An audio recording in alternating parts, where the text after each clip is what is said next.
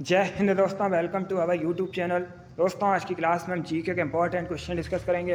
ये टॉप के क्वेश्चन होंगे। कुछ ऐसे क्वेश्चन हैं जो पुलिस कांस्टेबल की परीक्षाओं में कई बार पूछे गए हैं। क्लास को आप लोग ध्यान से देखिएगा एंड क्लास के अंत में बताइए कि आपके कितने क्वेश्चन राइट निकले। सबसे पहले क्लास को लाइक करिए, शेयर करिए। चैनल पर नए हैं तो चैनल को सब्सक्राइब कीजिए, बेल आइकन को प्रेस कीजिए ताकि सभी नोटिफिकेशन आप तक पहुंच सकें। एंड क्लास के अंत में बताइएगा कि आपके कितने क्वेश्चन राइट निकले। चलिए शुरू करते हैं आज की क्लास। क्वेश्चन नंबर फर्स्ट के लिए आंसर करिए। इंपॉर्टेंट क्वेश्चन है, अच्छा क्वेश्चन है, आपके एग्जाम में पूछा हुआ क्वेश्चन है। बताइएगा, तुलबुल परियोजना किस नदी पर स्थित है? ऑप्शन नंबर ए ब्रह्मपुत्र नदी, option number B Gomti, option number C Jhelum या option number D none of these इनमें से कोई नहीं। तुलबुल परियोजना किस नदी पर स्थित है? सभी लोग आंसर करिएगा। वेरी गुड, बहुत अच्छे। इसका right answer option number C होगा, झेलम नदी पर। Yes, option number C correct answer है दोस्तों। तुलबुल परियोजना झेलम नदी पर स्थित है, तो option number C correct answer होगा। अब आपसे एग्जाम में क्वेश्चन पूछा जा सकता है कि तुलबुल परियोजना जो कि झेलम नदी पर स्थित है, ये कहाँ पर है? तो ये दोस्तों जम्मू और कश्मीर में स्थित है। चलिए क्वेश्चन नंबर फर्स्ट का option number C correct answer होगा, तुलबुल परियोजना झेलम नदी पर स्थित है। आगे बढ़ते हैं,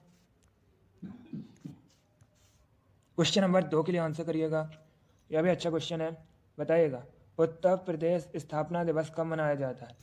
आपको बताना है उत्तर प्रदेश स्थापना दिवस कब मनाया जाता है। सभी लोग आंसर करिएगा। बहुत अच्छे, गुड। देखिएगा, इसका right answer option number C होगा, 24 जनवरी को। Yes, option number C correct answer है। प्रतिवर्ष 24 जनवरी को उत्तर प्रदेश स्थापना दिवस मनाया जाता है, तो ऑप्शन नंबर सी आपका राइट आंसर होगा। अब देखिए, अगर हम ऑप्शंस के बारे में बात करें, 10 दिसंबर को प्रतिवर्ष विश्व मानवाधिकार दिवस मनाया जाता है। ऐसे क्वेश्चन एग्जाम में पूछ लेते हैं कि विश्व मानवाधिकार दिवस कब सेलिब्रेट किया जाता है। तो ये दोस्तों 10 दिसंबर को सेलिब्रेट किया जाता है।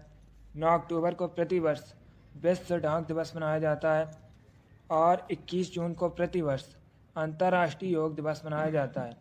यह सभी इंपॉर्टेंट क्वेश्चन हैं, यहाँ से आपके एग्जाम में क्वेश्चन पूछे जा सकते हैं, तो आप लोग याद रखिएगा।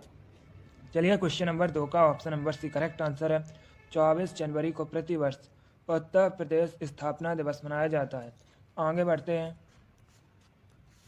क्वेश्चन नंबर 3 के लिए आंसर करिएगा। इंपॉर्टेंट क्वेश्चन है, आपके एग्जाम में पूछा हुआ क्वेश्चन है। बताइएगा, पश्चिम बंगाल में रानीगंज किसके लिए प्रसिद्ध है? पहली बात तो आप लोग याद रखिएगा, रानीगंज ये पश्चिम बंगाल में है। अब बताइएगा, ये किसके लिए प्रसिद्ध है?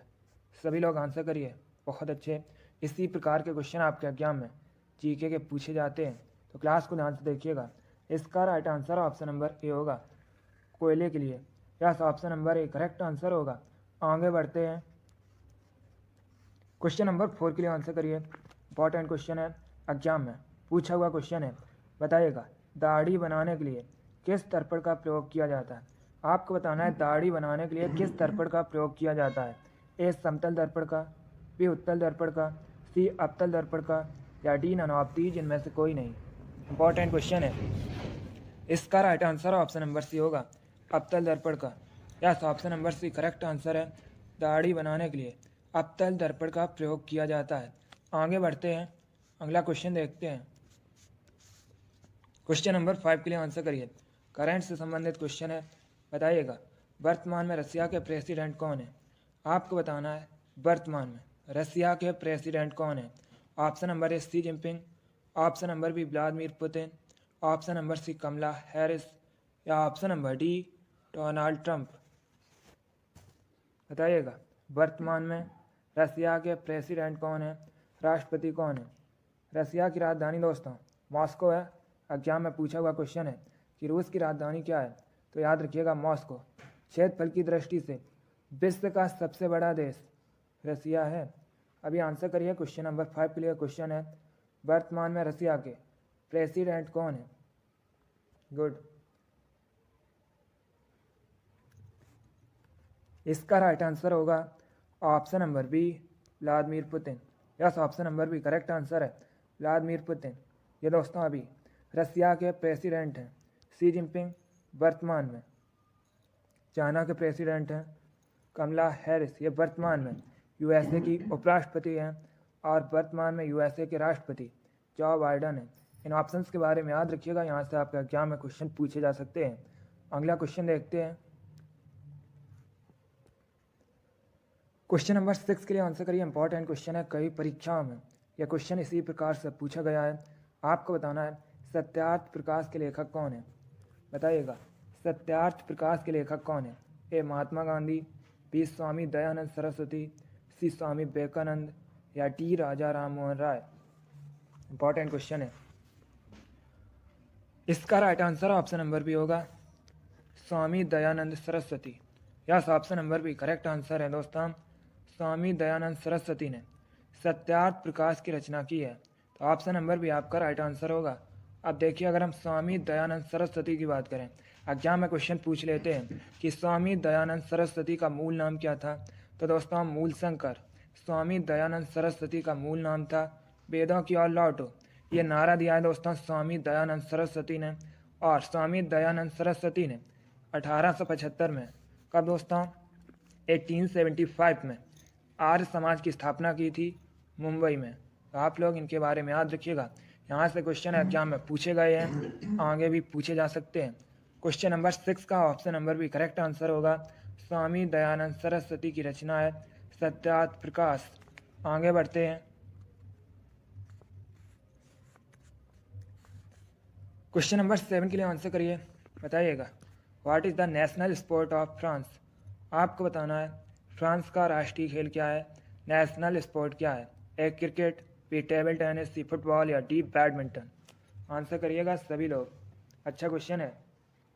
आपको बताना है फ्रांस का नेशनल स्पोर्ट राष्ट्रीय खेल क्या है। इसका right answer option number C होगा, football. Yes, option number C correct answer है, फुटबॉल फ्रांस का राष्ट्रीय खेल है। फ्रांस की राजधानी पेरिस है। फ्रांस यूरोप महाद्वीप के अंतर्गत आता है।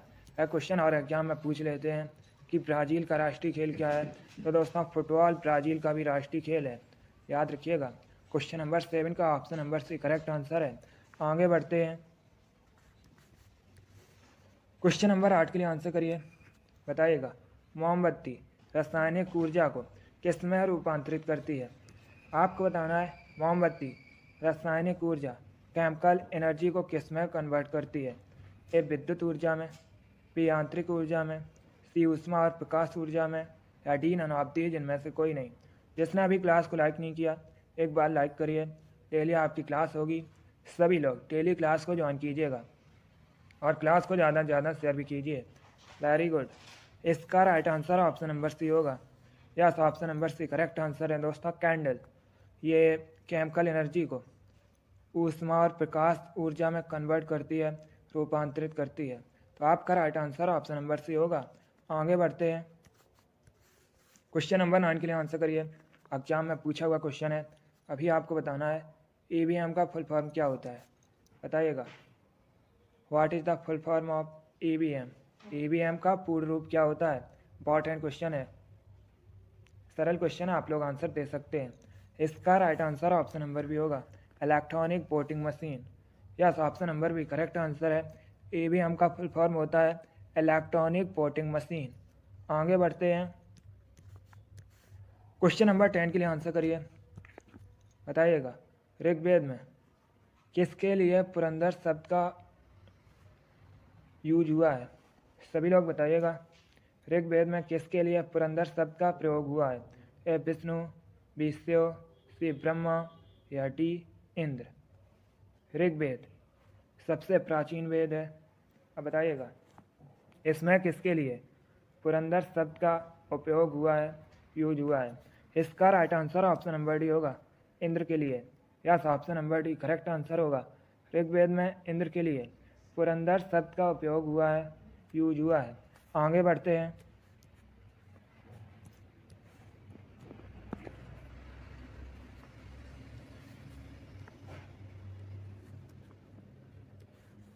क्वेश्चन नंबर 11 के लिए आंसर करिए, बताइएगा।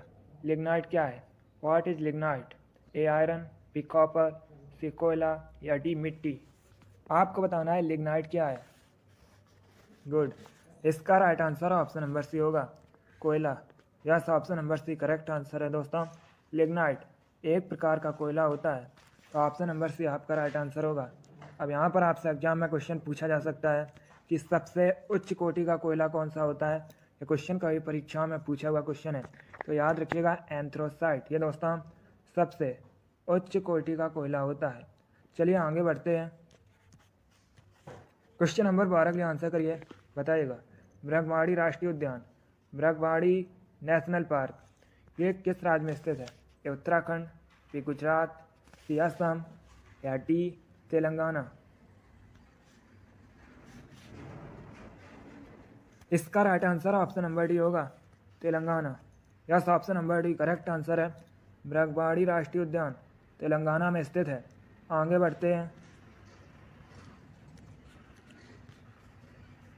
क्वेश्चन नंबर 13 के लिए आंसर करिए, बताइएगा निम्न में से किस वेद में संगीत का वर्णन है।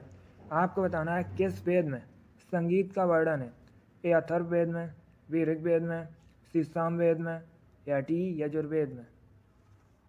दोस्तों 4 वेद हैं, कौन से, अथर्ववेद, ऋग्वेद, सामवेद, यजुर्वेद। इनमें से सबसे प्राचीन वेद ऋग्वेद है। वेदों की रचना संस्कृत भाषा में हुई है। अभी आपको बताना है संगीत का वर्णन किस वेद में है। इसका right answer option number C होगा, सामवेद में। Yes, option number C correct answer होगा, सामवेद में संगीत का वर्णन है। आगे बढ़ते हैं।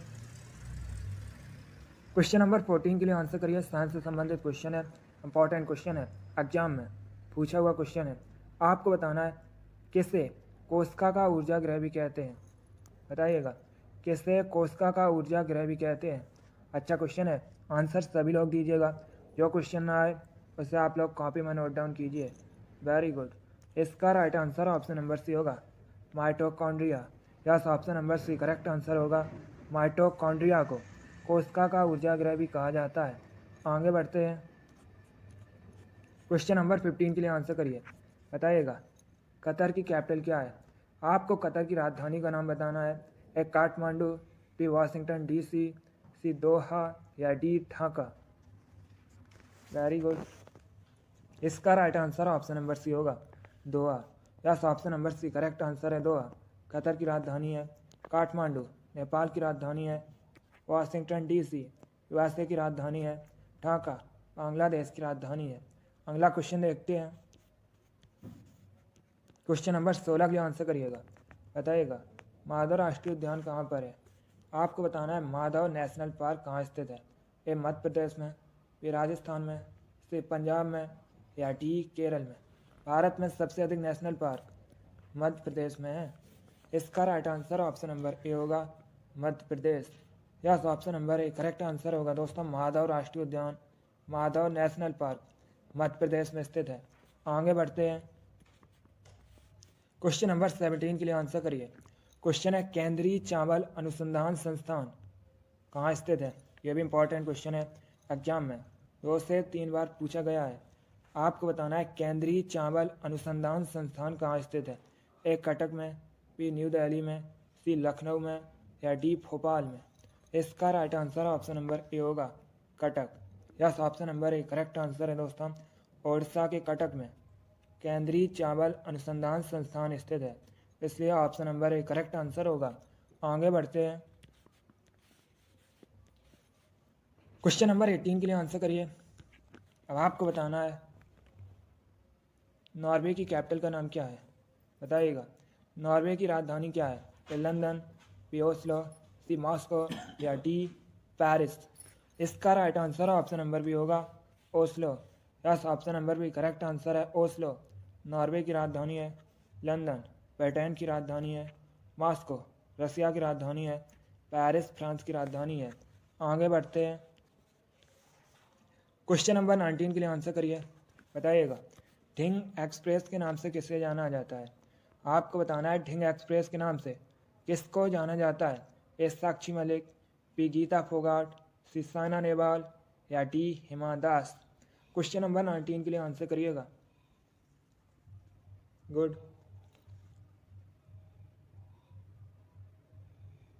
बहुत अच्छे। इसका right answer option number D होगा, हिमा दास को। Yes, option number D correct answer होगा। हिमा दास को ढिंग एक्सप्रेस के नाम से जाना जाता है। आगे बढ़ते हैं, क्वेश्चन नंबर 20 के लिए आंसर करिए। अब आपको बताना है निम्न में से कौन सा शहर हडसन नदी के किनारे बसा है। आपको बताना है कौन सी सिटी, कौन सा शहर हडसन नदी के किनारे बसा है। ए न्यूयॉर्क, बी टोक्यो, सी लंदन या डी पेरिस। बताइएगा कौन सा शहर हडसन नदी के किनारे स्थित है या हडसन नदी के किनारे बसा है। आंसर सभी लोग दीजिएगा। बहुत अच्छे। डेली क्लासेस होगी तो आप लोग डेली सभी क्लासेस को ज्वाइन कीजिएगा। इसका right answer option number A होगा, New York. Yes, option number A correct answer है दोस्तों। न्यूयॉर्क यूएसए का शहर है, ये हडसन नदी के किनारे बसा है। आगे बढ़ते हैं, क्वेश्चन नंबर 21 के लिए आंसर करिए। ये भी अच्छा क्वेश्चन है, ऐसा क्वेश्चन एग्जाम में पूछ लेते हैं। आपको बताना है निम्न में से कौन सा शहर गंगा नदी के किनारे नहीं बसा है। बताइएगा कौन सा शहर इनमें से गंगा नदी के किनारे स्थित नहीं है। A Patna, B Haridwar, C Kanpur या डी दिल्ली। बहुत अच्छे। इसका right answer option number D होगा, Delhi. Yes, option number D correct answer है दोस्तों, दिल्ली। ये यमुना नदी के किनारे बसा है, तो ऑप्शन नंबर डी आपका राइट आंसर होगा। बाकी पटना बिहार की राजधानी है, इससे पटना का जो प्राचीन नाम है पाटलिपुत्र है। और ये दोस्तों गंगा नदी के किनारे बसा है। हरिद्वार उत्तराखंड में है, ये भी गंगा नदी के किनारे बसा है। कानपुर उत्तर प्रदेश का शहर है। कानपुर चमड़े के उद्योग के लिए प्रसिद्ध है, इसे उत्तर भारत का मैनचेस्टर भी कहा जाता है। और ये दोस्तों गंगा नदी के किनारे बसा है। बाकी अभी मैंने आपको बताया था दिल्ली यमुना नदी के किनारे स्थित है। आगे बढ़ते हैं, क्वेश्चन नंबर 22 के लिए आंसर करिए। बताइएगा वर्तमान में दिल्ली के लेफ्टिनेंट गवर्नर कौन है। आपको बताना है वर्तमान में दिल्ली के उपराज्यपाल कौन है।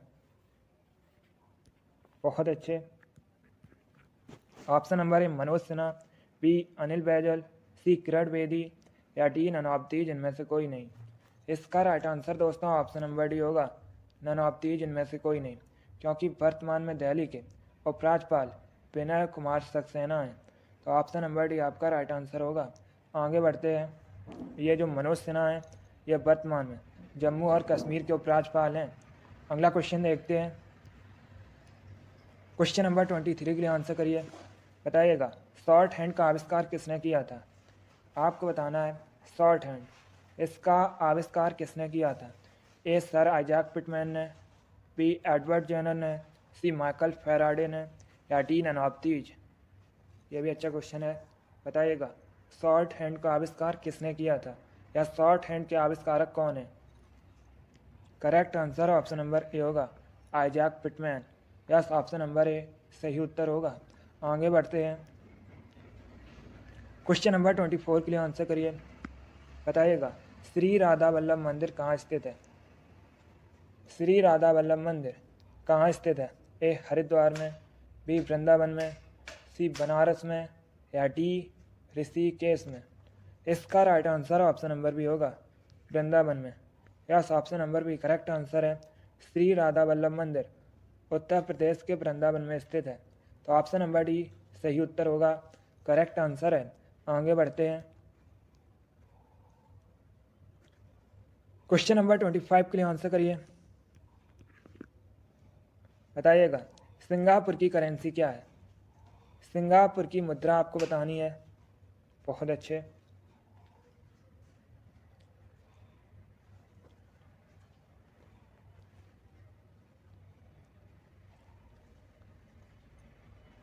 इसका right answer option number A होगा, Singapore dollar. Yes, option number A correct answer है दोस्तों। सिंगापुर की करेंसी मुद्रा सिंगापुर डॉलर है। आगे बढ़ते हैं, क्वेश्चन नंबर 26 के लिए आंसर करिए। बताइएगा बायोलॉजी के फादर कौन है। आपको बताना है किसे जीव विज्ञान का पिता या जनक कहा जाता है। ए अरस्तु, बी थॉमस अल्वा एडिसन, सी जॉन मैंडल या डी हरगोविंद खुराना। इसका right answer option number A होगा, अरस्तु। Yes, option number A correct answer है।